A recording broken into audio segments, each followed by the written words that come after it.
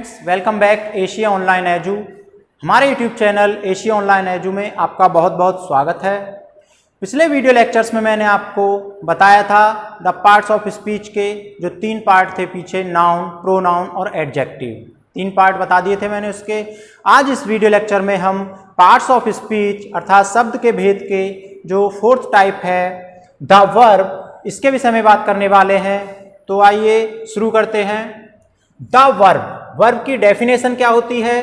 The word that denotes an action और a state of being of a person, place और thing is called a verb. वह शब्द जो किसी कार्य के करने या होने को प्रकट करे या वह किसी वस्तु, स्थान या व्यक्ति के विषय में कुछ बताए, उसे हम कहते हैं वर्ब अर्थात क्रिया। बिना क्रिया के कोई भी सेंटेंस पूरा नहीं किया जा सकता है, चाहे वो छोटा सेंटेंस हो चाहे वो बड़ा सेंटेंस हो। अब बात करते हैं वर्ब शब्द आया कहां से। तो वर्ब शब्द जो है ये लैटिन भाषा के वर्बम, ये लैटिन भाषा का एक शब्द है वर्बम, उससे आकर के बना है ये। अब वर्बम का क्या अर्थ होता है? वर्बम का अर्थ होता है एक शब्द, एक शब्द। वर्बम का मतलब होता है एक शब्द, अर्थात किसी भी वाक्य को पूरा करने के लिए उसमें वर्ब अर्थात वर्बम या एक शब्द की आवश्यकता होती है। बिना एक शब्द के, बिना वर्बम के या बिना क्रिया के कोई भी सेंटेंस कभी पूर्ण नहीं हो सकता, चाहे वो सेंटेंस 1 वर्ड का हो, 4 वर्ड का हो या 10 वर्ड का। तो इस प्रकार से अब हम इसके माध्यम से बात करने वाले हैं। यदि वाक्य में एक भी शब्द है तो वो शब्द वर्ब ही होगा। जैसे कुछ एग्जांपल्स देखिए। फर्स्ट एग्जांपल है अपना स्टॉप अर्थात रुको। इसको हमने सेंटेंस माना स्टॉप, रुको, तो इसमें एक क्या है? ये स्टॉप, ये एक वर्ब है। Second, he is a leader, वह एक लीडर है, वह एक नेता है। तो इसमें वर्ब क्या है हमारी? Is. He is a leader, वह एक नेता है, इसमें ये वर्ब हुई हमारी। थर्ड देख लीजिए, आई एम गोइंग आउट, ये अपना एक वर्ड का सेंटेंस था। अब यहां पर 2 वर्ब आ गई मानो, एम और गोइंग। यदि किसी वाक्य में 2 शब्द भी आ रहे हैं वर्ब के तो वो भी हमारा सेंटेंस पूर्ण होगा। आई एम गोइंग आउट, मैं बाहर जा रहा हूं। यहां पर एक लिंकिंग वर्ब होगी, एक यहां पर मेन वर्ब हो गई या ऑक्सिलरी वर्ब बोल सकते हैं उसको हम। फोर्थ देखिए, अगर किसी में 3 वर्ब भी आ रही हैं तो उसको भी एक सेंटेंस कहेंगे हम। जैसे ही has been reading a book for 2 hours, वह 2 घंटे से एक किताब को पढ़ रहा है। तो इसमें हमारी वर्ब हैज बीन और रीडिंग ये अपनी हेल्पिंग वर्ब्स हुई। रीडिंग अपनी मेन वर्ब हुई, इसमें एम बी ये अपनी एच बी हो गई। तो इस प्रकार से 3 शब्द भी आए यहां पर वर्ब के, तो ये इस प्रकार से पूरा सेंटेंस मिलकर के बनेगा हमारा। फिफ्थ है अपना I shall have been reading a book for 2 hours. इसमें अपने कितनी वर्ब हैं? 1 2 3 4। तो इस प्रकार से चारों को मिलाकर के भी ये भी हमारी अब क्या बनेगी? वर्ब ही हुई ये भी। इसमें मेन वर्ब भी है अपनी, हेल्पिंग वर्ब भी है इसमें। तो इस प्रकार से चाहे कोई सेंटेंस 1 शब्द का हो, 2 वर्ब का हो, 3 वर्ब का हो या 4 वर्ब का हो, जब तक वर्ब ना हो उसमें वह सेंटेंस नहीं बन सकता है। चाहे वो छोटा सेंटेंस हो चाहे वो बड़ा हो, उसमें 1 शब्द भी हो सकते हैं वर्ब के, 2 शब्द भी हो सकते हैं, 3 वर्ब भी हो सकती हैं, 4 वर्ब भी हो सकती हैं। इस प्रकार से बात आपके समझ में आ गई।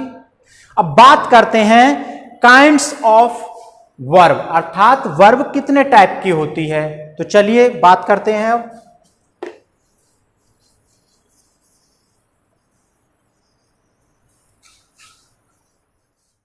तो प्यारे बच्चों, वर्ब जो होती है वो 4 टाइप्स की होती है, 4 प्रकार की होती है। Number 1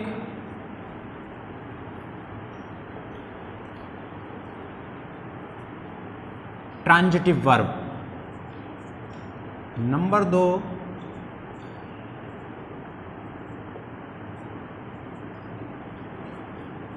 intransitive verb, number 3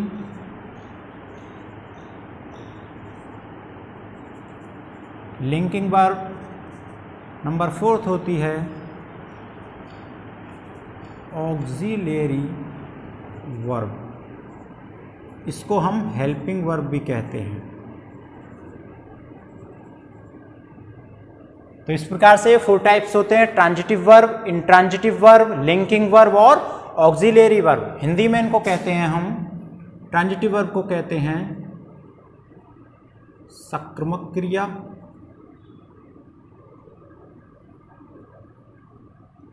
intransitive verb को कहते हैं हम आक्रमक क्रिया, लिंकिंग वर्ब को हम कहते हैं संयोजक क्रिया।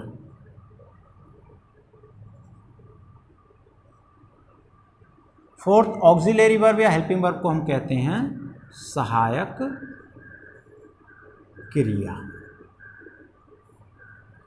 तो प्यारे बच्चों, इस प्रकार से वर्ब जो होती है वो 4 प्रकार की होती है, ट्रांजिटिव वर्ब सक्रमक क्रिया, इंट्रांजिटिव वर्ब आक्रमक क्रिया, लिंकिंग वर्ब संयोजक क्रिया, ऑक्सिलरी वर्ब या हेल्पिंग वर्ब सहायक क्रिया। तो वर्ब इस प्रकार से 4 टाइप की होती हैं अपनी। अब बात करते हैं इनको डिटेल में कि ये वर्ब ट्रांजिटिव वर्ब कौन सी होती है, intransitive, linking verb, auxiliary verb. मैं अब इनको डिटेल में समझाता हूं आपको। तो बच्चों, फर्स्ट ट्रांजिटिव वर्ब को ले लेते हैं सबसे पहले हम।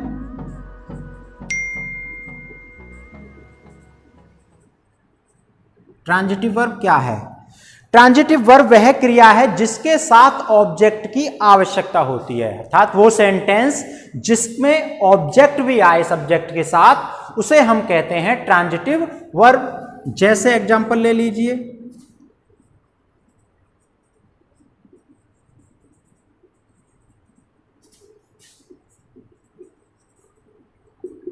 Mohan played cricket, Mohan cricket खेला। तो इसमें क्या पार्ट है इसका, ये हमारा सब्जेक्ट हुआ मोहन, प्लेड वर्ब हुई अपनी, क्रिकेट ऑब्जेक्ट हुआ। इस प्रकार से सब्जेक्ट भी है, वर्ब भी है और ऑब्जेक्ट भी है। उस सेंटेंस में वर्ब के साथ ऑब्जेक्ट भी आता है जिसको कहते हैं हम ट्रांजिटिव वर्ब, सक्रमक क्रिया।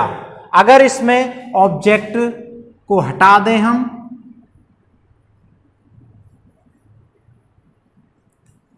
मोहन प्लेड, मोहन खेला, तो ये हो जाता है हमारा क्या, इंट्रांजिटिव वर्ब। बात समझ में आई? और यदि इसमें हम जोड़ दें क्रिकेट, तो ये बन जाता है अपना ट्रांजिटिव वर्ब। तो बात समझ में आई यहां की, जिस सब्जेक्ट के साथ हमारा ऑब्जेक्ट भी दिया हो उसे कहते हैं हम ट्रांजिटिव वर्ब, और जिसमें ऑब्जेक्ट ना हो उसे कहते हैं हम इंट्रांजिटिव वर्ब। इंट्रांजिटिव वर्ब के और एग्जांपल ले लीजिए।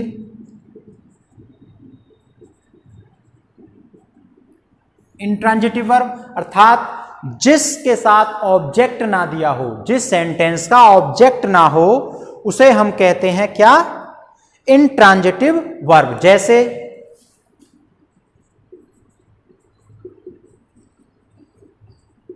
शी विल गो, वह जाएगी, इसके बाद ऑब्जेक्ट नहीं है, तो ये क्या हुई हमारी इंट्रांजिटिव वर्ब। बात समझ में आई? और भी एग्जांपल ले लीजिए।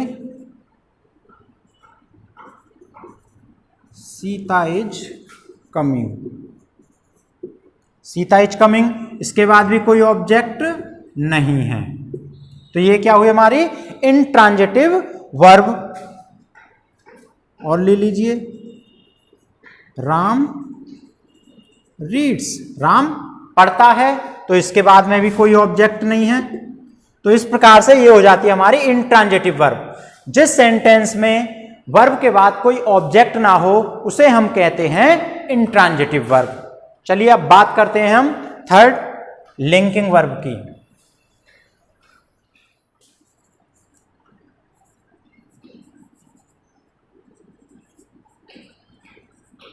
लिंकिंग वर्ब, जैसा कि नाम से ही प्रतीत होता है संयोजक क्रिया। संयोजक का मतलब होता है जोड़ने वाला, जो दो शब्दों को जोड़ दे उसे कहते हैं हम लिंकिंग वर्ब। जैसे एग्जाम्पल अपना,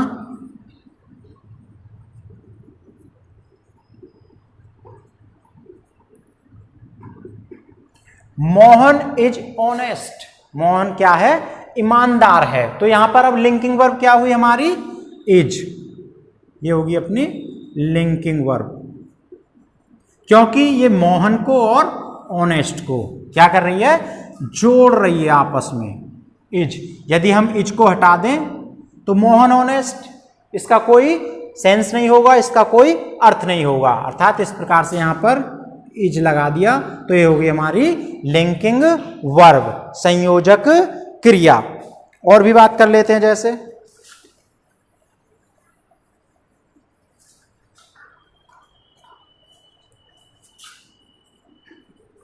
she is a doctor. She is a doctor, वह एक डॉक्टर है। तो यहां पर लिंकिंग वर्ब क्या हुई? यहां पर भी इज हुई। ये सी को और डॉक्टर को आपस में कनेक्ट कर रही है, जोड़ रही है। तो अर्थात जो दो शब्दों को जोड़ दे उसे हम कहते हैं लिंकिंग वर्ब। और example, you are brave. You are brave, तुम बहादुर हो। तो यहां पर लिंकिंग वर्ब क्या हुई हमारी? आर। ये होगी अपनी लिंकिंग वर्ब, क्योंकि ये यू को और ब्रेव को आपस में कनेक्ट कर रही है, जोड़ रही है। तो इसे हम कहेंगे लिंकिंग वर्ब। तो इस प्रकार से लिंकिंग वर्ब समझ में आई आपके। अब बात करते हैं फोर्थ हम ऑक्सिलरी वर्ब की। तो बच्चों फोर्थ है अपनी auxiliary verb.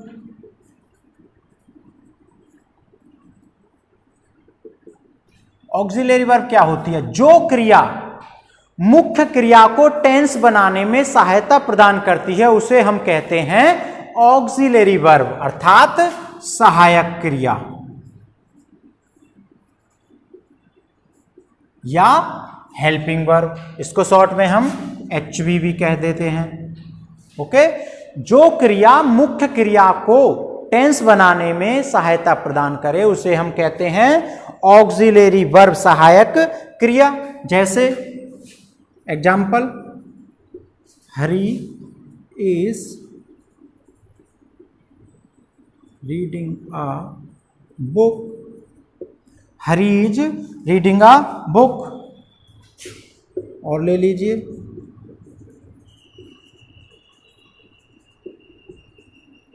Gopal will go to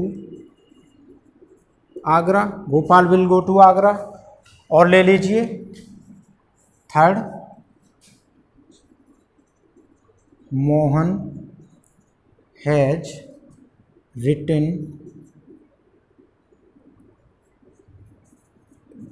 A letter. Mohan has written a letter. इन सेंटेंस में Hari is reading a book, Hari एक पुस्तक पढ़ रहा है। तो यहां पर ऑक्सिलरी वर्ब कौन सी हुई हमारी? इज। सेकंड में Gopal will go to Agra, auxiliary verb HV हुई हमारी will. Third, Mohan has written a letter, तो हैज ये क्या हुई हमारी? हेल्पिंग वर्ब, सहायक क्रिया। अर्थात ये टेंस बनाने में, इस पूरे सेंटेंस को बनाने में इनकी मेन वर्ब क्या है? इसमें गो, इसमें मेन वर्ब क्या है? रीडिंग, इसमें मेन वर्ब क्या है? रिटन। अर्थात जो मेन वर्ब को टेंस बनाने में सहायता प्रदान करे उसे हम कहते हैं सहायक क्रिया। तो इस प्रकार से इज मिल करके, विल मिल करके, हैज मिल करके क्या बन रहे हैं हमारे? टेंस, सेंटेंस बना रहे हैं। बिना इनके टेंस गलत हो जाएगा, सही नहीं बना पाएंगे हम। इस प्रकार से बहुत सी और भी ऑक्सिलरी वर्ब हैं, जैसे is, am, are, was, were, has, have, had, will, shall या हैड बीन या has been can, could, may, might, ऐसे बहुत से शब्द हैं। इस प्रकार से ये सभी होती है हमारी auxiliary verb. Is, am, are, was, were. जैसे प्रेजेंट इंडेफिनिट में क्या लगती है, डू डज लग जाता है। प्रेजेंट कंटिन्यूअस में इज, एम, आर लगती है। प्रेजेंट परफेक्ट में has, have, has been, have been.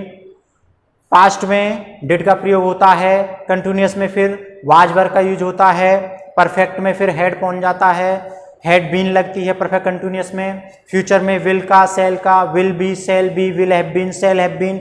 इस प्रकार से जो ये सभी लगती हैं, ये सभी होती हैं अपनी ऑक्सिलरी वर्ब या सहायक क्रिया, जिसको हेल्पिंग वर्ब भी बोलते हैं।